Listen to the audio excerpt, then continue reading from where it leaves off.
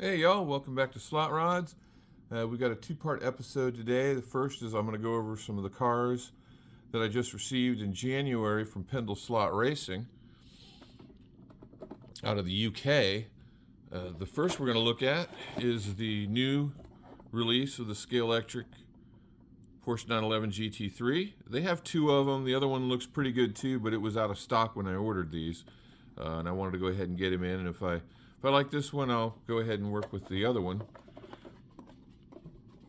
Let's have a pull her on out. I just love these 911s. So when I saw this one, I was like, yeah, I can do something with that. So here it is, the number 32.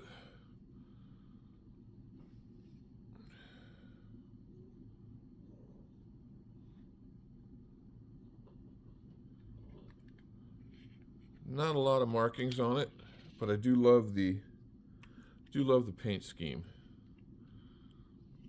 Wheels look pretty good too, though. When I do a conversion, they'll likely have to get replaced, and that's what I bought this car for. This will not stay Scalextric. It's basically a body donor. I've got a chassis on the way from Shapeways,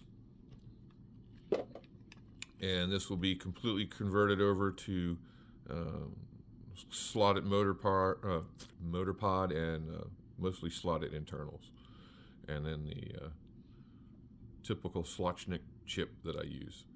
But pretty car, and somewhere later this year I'll get to upgrading it. I've got a bit of a backlog of cars for that. So,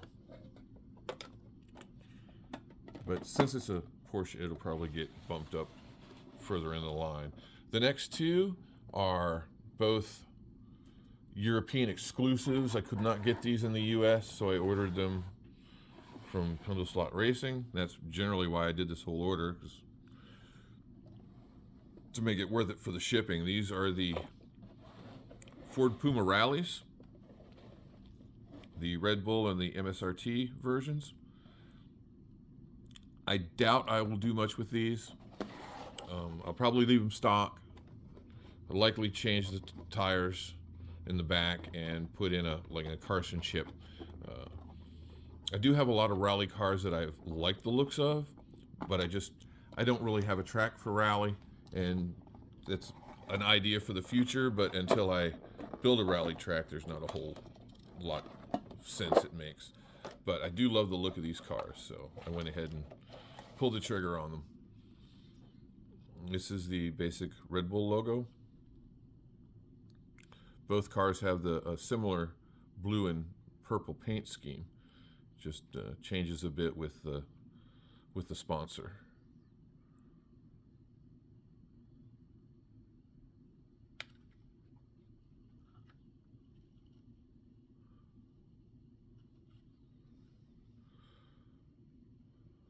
Like most all Scalextric releases these days, they are illuminated. They do have a door there for the Carson chip.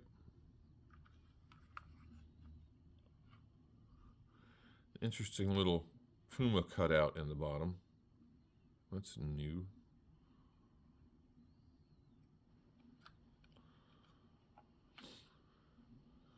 I know I have at least one Carson chip. I'll have to look around. I may have another, so I may chip them and run them together, see how they perform. But that'll be a little bit later. I've got way too many cars to take care of right now.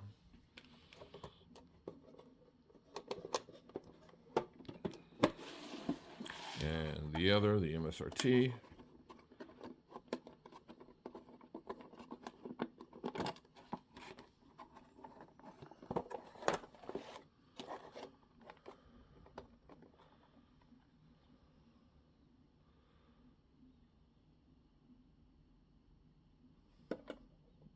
Both very pretty cars. But yeah, if you want them, you're likely going to have to order them out of Europe.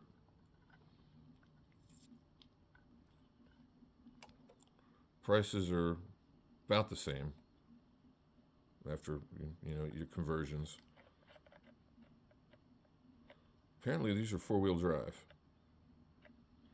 You can see right in here, you can see the pulley for the four-wheel drive system.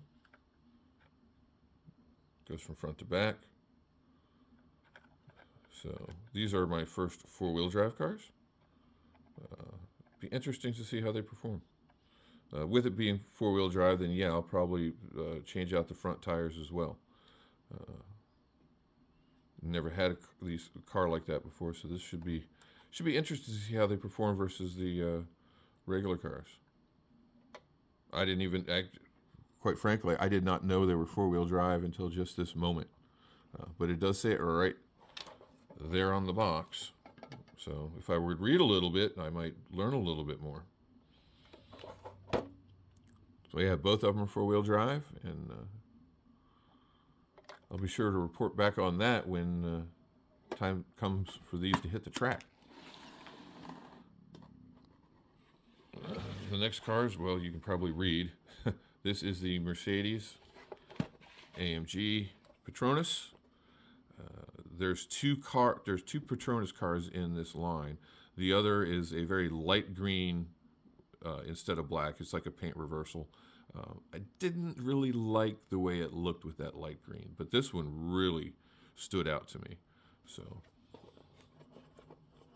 it was like one of those, yep, gotta get it.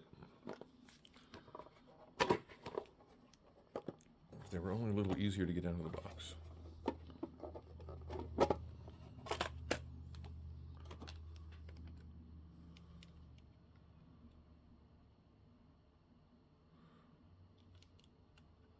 Petronas logo on the hood.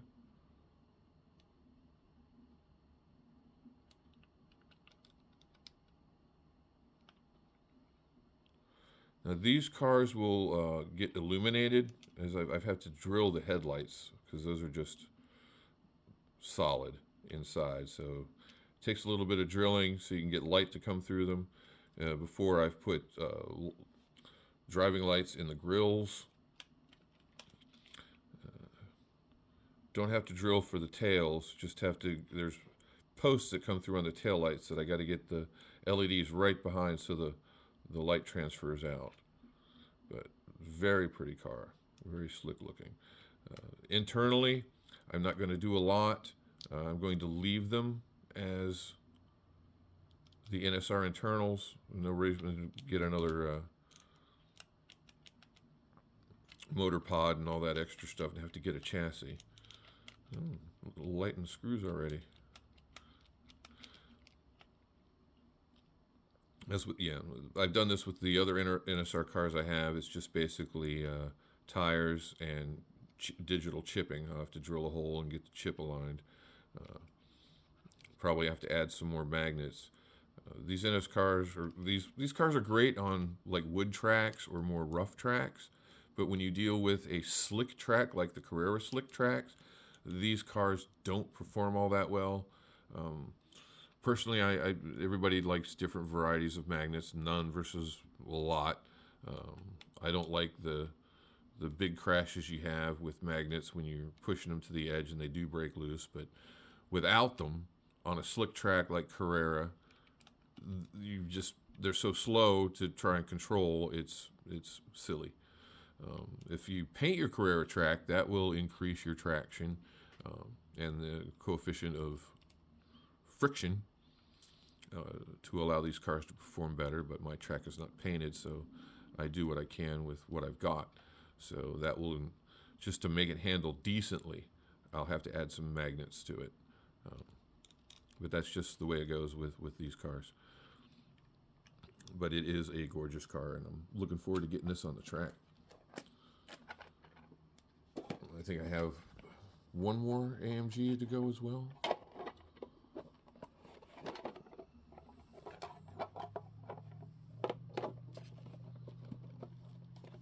And the last car to review today is the new release of the McLaren 720S with the Gulf livery. And I love the 720S. They perform super well. I've already done several. And I just have a soft spot for the nostalgia of the Gulf paint schemes. So when I do see one come up, then it's like, yeah, as long as I like the looks of it. it's definitely going to have to end up in my collection.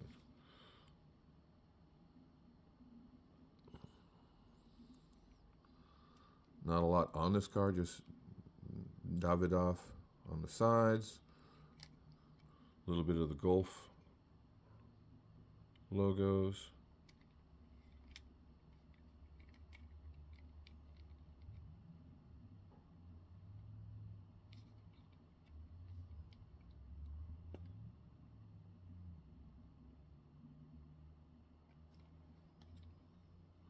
And just like the Mercedes, I'm not going to do much to this other than tires and chipping it and a little bit of magnet work so they handle decently enough on my track. These are angle winders. This is the King 21 Evo 3.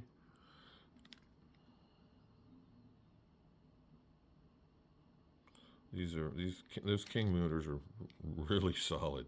Probably more power. I need to really flex the muscle on these. I mean, I've got a pretty long straight.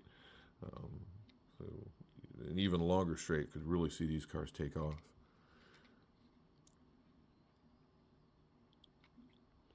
But that's it for today's cars. The next part of this episode, we're going to look at what's coming this year from the major manufacturers.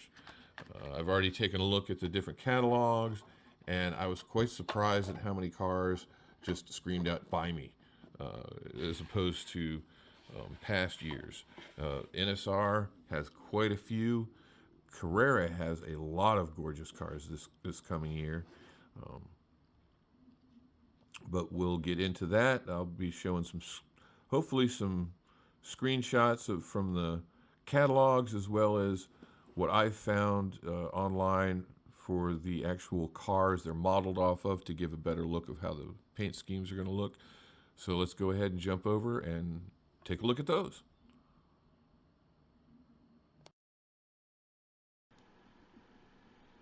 Well, we're going to look at the NSR cars to begin with. They've got several, the Mercedes AMG. Didn't really like the looks of the new liveries, the typical offerings, but this is the first foray with the new Corvette C8. First model, the yellow ones, like everybody else has done.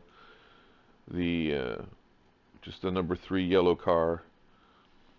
With all the options of what I've seen with these cars, I'm surprised they haven't gone with, a more interesting livery, but that is what it is. And the other is just the Repsol. So we'll have 2 versions of that, and the 2 number variants of the yellow Corvette. Either way, I'm looking forward to seeing them and see how well they perform. Then we come to the McLaren 720S with 2 new models. Now the one, Carrera has already introduced, the one on the right, the black and gold, which I have one and love it. And the other is the Wyco in the orange and black. I really like the looks of that one, and that's definitely going to be in the stable of cars. And then we'll move on to the variety of Carrera offerings. First up with Carrera is the number 99 Bullet Racing Aston Martin. Interesting color schemes. This is what the actual car looks like that the model's based on, so hopefully the new car itself will be similar, or at least close to this. If it is, I'll be happy. We have another Aston Martin coming at Carrera, this being the 98 Northwest. Not super sold on the livery, but it's different. We'll see how the model itself looks when it comes out, but this is the car it's based on. Moving on, another McLaren 720S, the Kazoo number 77. Looks pretty good, and with how the other 720s have performed, this should be a definite track monster.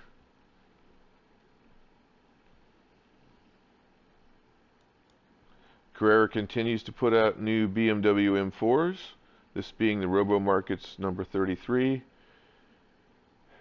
Not real fond of this one. There's a lot of beautiful cars out there, and some of these choices just really don't make too much sense to me, but here we are with another M4.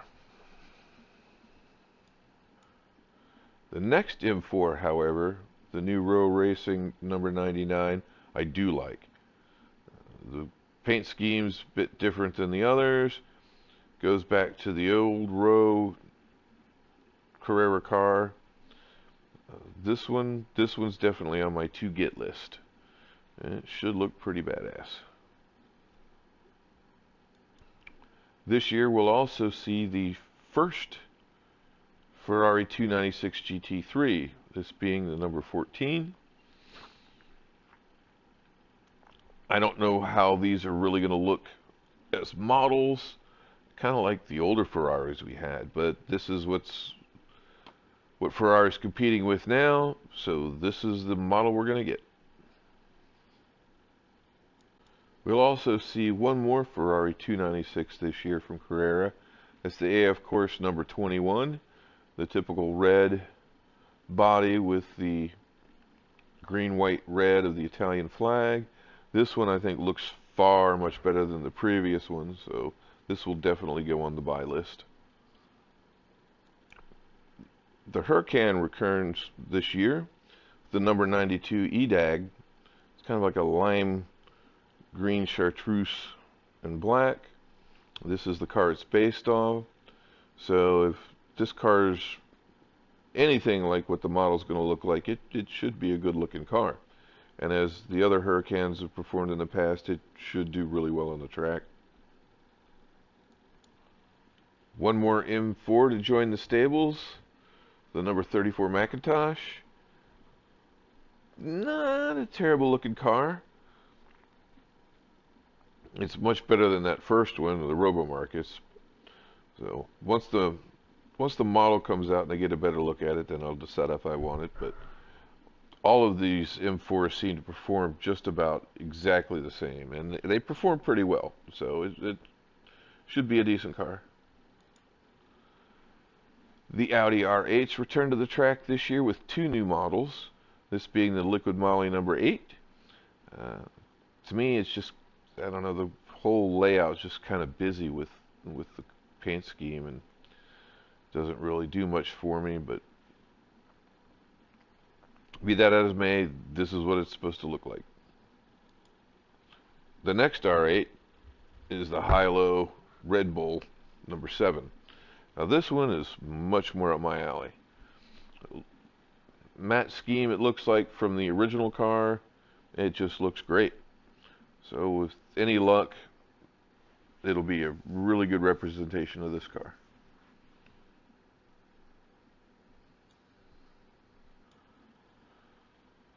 Another Huracan offering this year will be the Iron Dames number 83. I believe it last year the Iron Dames Ferrari was offered. This year it's moving on to the Huracan paint scheme.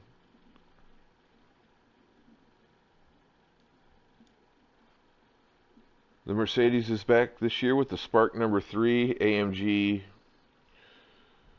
GT3. This is basically the best picture I could find of the actual car. So not a lot to go on here. Kind of interesting, kind of not. I'm just going to have to wait till it comes out and get a better look at it, but this is the car it's modeled after. Another McLaren 720S enters this year, the Optimum Motorsports number 69. This is like a seizure waiting to happen with the lines on this car. I'm sure there's some people out there that love it, but it's just, I don't know. Not for me. I'll go with the other one. Yep, we'll round out this episode with the 3 new Porsche 911 RSRs coming to Carrera. The first one being my least favorite, the Fleet number 54. It's pretty bland. I mean, that's about it. So if you like it, great. If not, we got 2 more good ones coming up. The second, the Team Bernard number 75, 911 RSR. This one looks pretty darn cool. How it's going to translate to the model with the colors and everything, I don't know, but this is definitely already on the buy list. This might really be a good looking car. Last but not least, and probably my favorite, is the Armanthe number 91. It just looks good. The chartreuse and the lime green, it just sets off really well. The previous one may end up looking better, but just from the pictures I've been able to get, this was just going to be a really sweet looking car. But that's all I've got for you this episode. So thanks for watching.